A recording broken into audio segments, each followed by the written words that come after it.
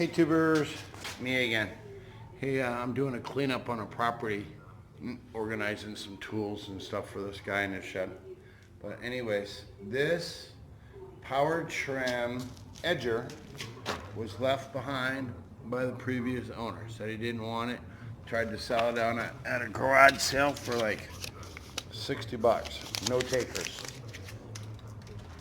It's like practically new, barely ever even used. All the badging and everything is still on it. It looks great. And near as I can tell, I'm gonna start it up for you.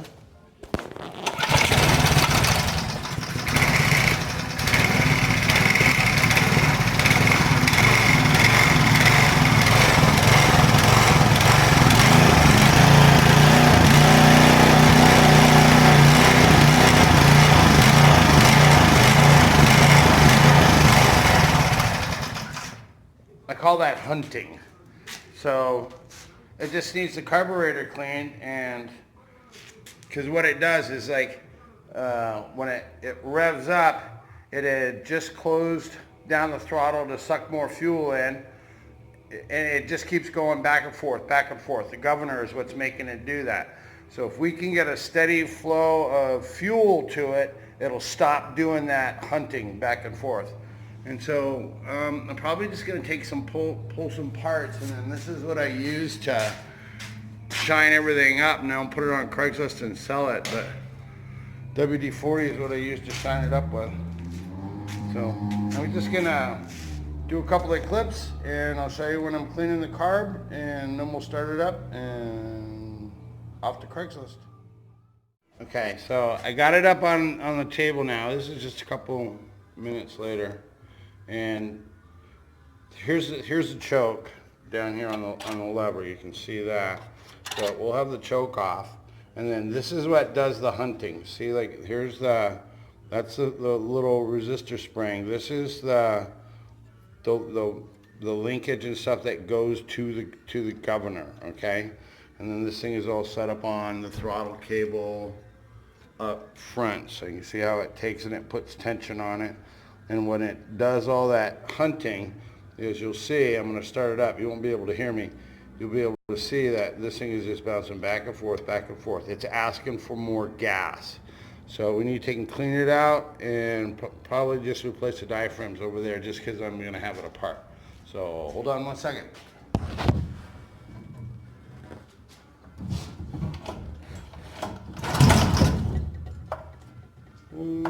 Come on.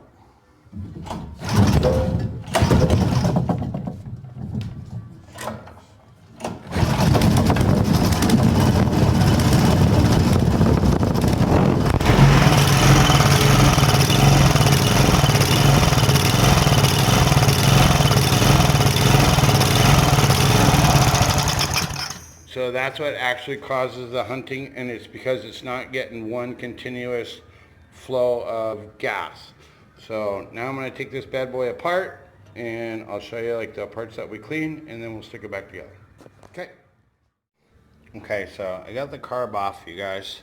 I do not have that base gasket, but I have, focus, that's like Pulsa Jet right there. Here's the carb kit for it, diaphragm spring, and the pusher that's underneath the here. So I'm just going to replace it since I have it anyways. You can see that it's pretty much deformed out. And then this one right here, you can hard on the depth perception, but that one's laying in too. So we're just going to replace all this stuff.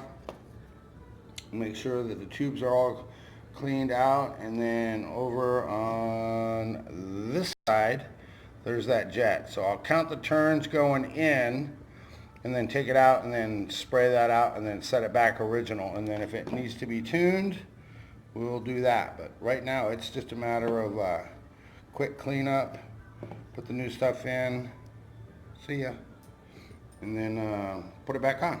So straightforward so far.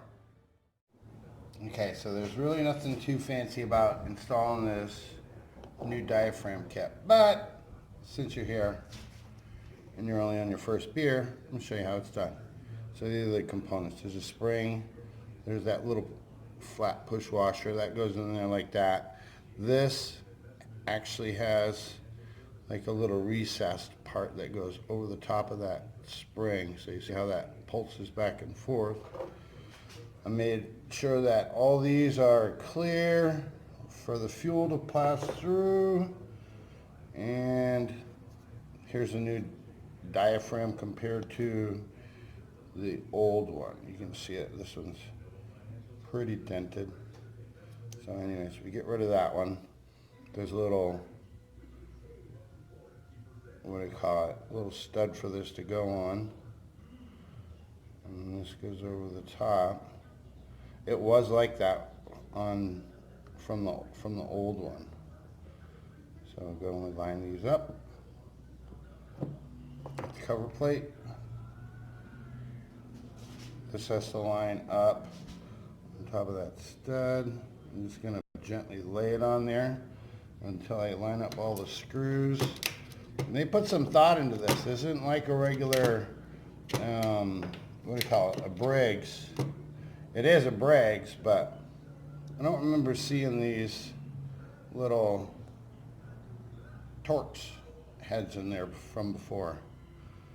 So anyways, we'll get them started, make sure everything is lined up. Pretty straightforward, you guys.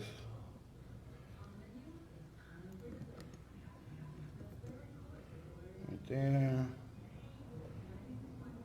As long as they drop in, then I know that I haven't crossed up that diaphragm. There's one. Oops. Focus. There's two. Three. And then I got to show you something that I wasn't even really sure about. Is hold on 1 second. Okay. Snug. Snug. Snug. Snug. There it is. Okay, so over on this side right here, where I said I was going to take, like, that was a jet. That is not a jet. Or right here, that is not a jet. Well, it is, but you don't, it's not like what you're thinking, like a needle jet where it goes in and out. It just has a hole right there that needs to be clear. And you can see that's clear.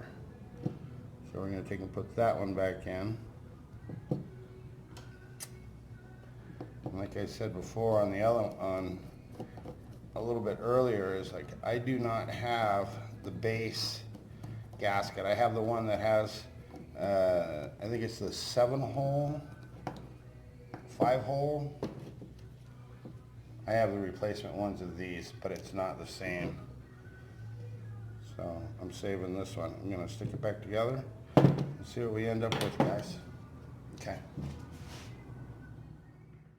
Okay, guys, I guess it's worth mentioning that there's 4 bolts that actually hold the carburetor down to the tank, okay? So there's one right here, one right here, one right here, and you're like, when you're taking it apart and it won't come apart, it's the last one is down underneath the actual throttle, so it's very easily accessible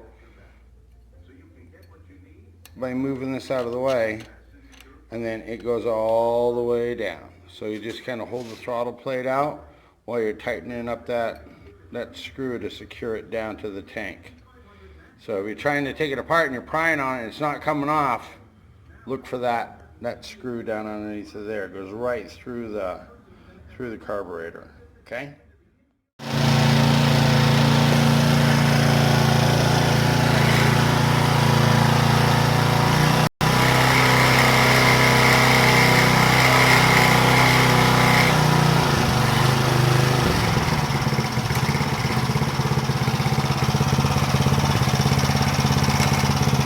Good. Yeah, although that's island, that's like a Dave Ackerman video. He loves getting his stuff running that good.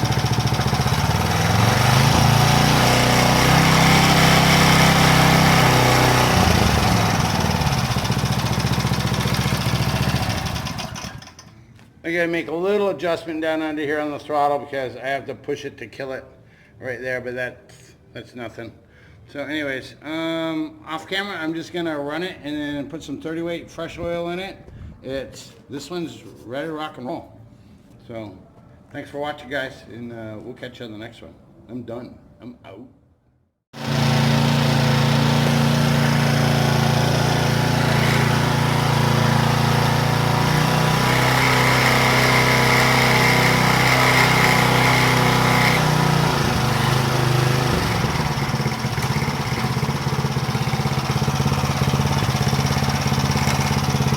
Good.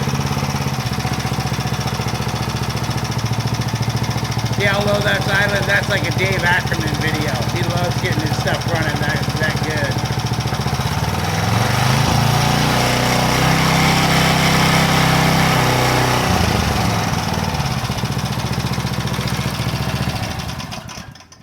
I gotta make a little adjustment down under here on the throttle because I have to push it to kill it right there, but that's nothing. So anyways, off camera, I'm just gonna run it and then put some 30 weight fresh oil in it.